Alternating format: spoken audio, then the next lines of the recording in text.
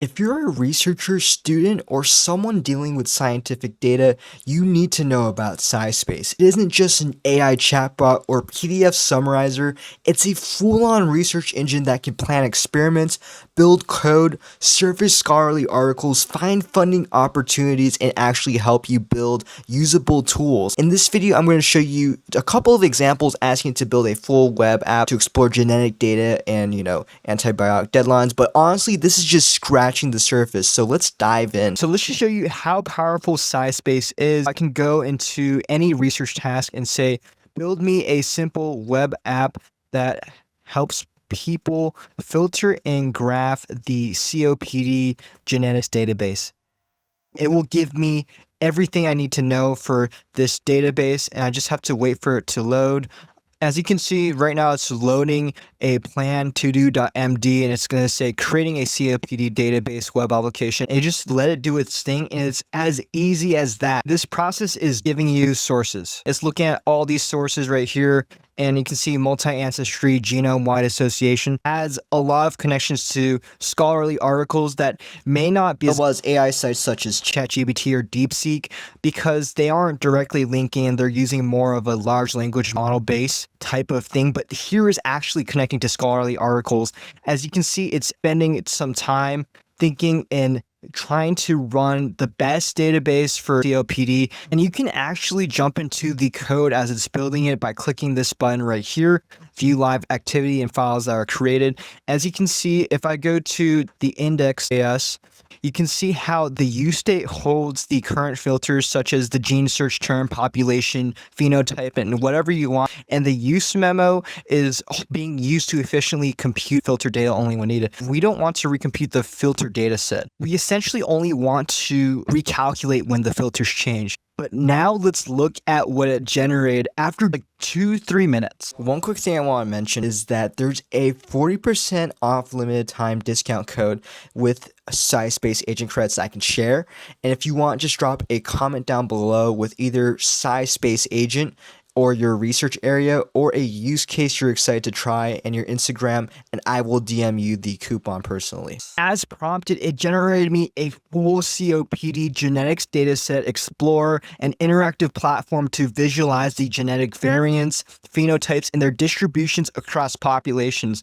So let's walk through the interface. See, we full control over the dataset with filters for gene variant. Right here, you can see they give you some examples like CRRNA3 and population selection. And you can select like European ancestry, East Asian, and it gives you the data in real time. You can also sort by p-values. This is completely filled with great detail and even a p-value threshold slider.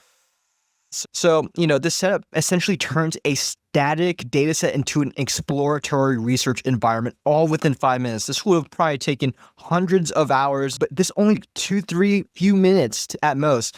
And the Manhattan plot, which is down here, the top graph, is essentially each dot is a genetic variant plotted by its chromosome location on the x-axis and the log 10 p-value on the y-axis. And essentially the taller points means it's more statistically significant. So you can see if you're a scientist or a doctor, you can go SERPINAA1, that type of variant is more significant. Say you want to identify a genomic hot zone with strong COPD associations like RNA13 or on chromosome 15. This plot lets you have all the detail, and the population also shows you that 50% are from European ancestry and 17% are East Asian. So this helps researchers understand how representative their data set is and where any bias might lie in the genetic signals. So the next plot shows like the size by gene, the genome. As you can see that SERPINAA1, it has the lowest effect size, and it gives you the sample size using the data from the live activity feed. Bars go positive or negative depending on whether the variant increases or decreases the risk or trait expression. So hovering over a bar shows the metadata, the effect size, and the large negative effect here. And this is where we start seeing how much influence each gene has on COPD-related traits. For example, this one is known for the alpha-1 trypsin deficiency, which has a large negative effect here. And the results table is just more on, has a different way of visualizing if you prefer a table. So in addition to making a web application that's filled with complex detail and scholarly sources that most AIs already can't do because they don't have the sufficient amount of time to debug or actually go through and they just spit out mumbo jumbo text, SciSpace has the also capabilities to do current research grants for like antibiotics. So I'll just do find current research grants about fighting antibiotic resistant and sort them by which deadlines are coming up soon. And then right there, it's going to execute the plan. And I'll show you how good this is, not just for web applications, but basically anything, including scholarly deadlines for research. So as you can see, it's just populated this table with a bunch of fiscal year deadlines. So it's not just specifically for disease base. The fact that this is connected to a large scholarly database, you can basically use this for whatever subject you want to use it for, including maybe not even scholarly related things. It can do so much. It has such a huge capability.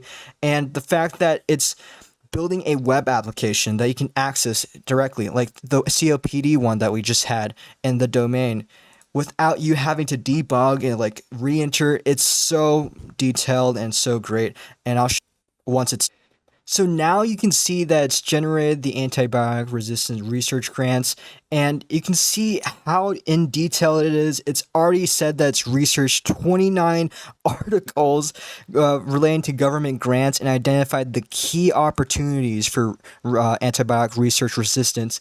And as you can see, for example, it'll show you the most urgent, which is, for example, right here, the DARPA Biological Technologies, and it gives you the serial number. And it says that the deadline is September 10 with 45 days remaining.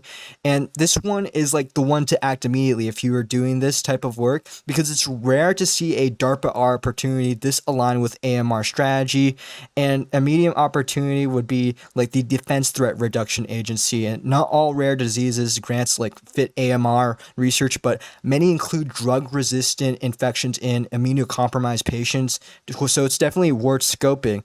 Overall, this is really cool also because if you're like more in depth and don't just want to read the summary, you can look at the CSV file that's right here, and it has all of the IDs, the numbers, and you can even do more analysis with it on an AI tool, and it gives you the relevance. Look at how many notes it does. So those are just a few examples of what SciSpace can do, whether you're building a research tool, analyzing genetic data, or finding funding for your next big idea. It's fast, it's deep, and honestly, if you want, check out that 40% discount code that I mentioned around like 2 minutes of this video, and say SciSpace Agent in the comments or whatever build or use case you're excited about, and then leave your Instagram and I'll DM you a coupon for some credits. So thanks for watching this video, like and subscribe for more content.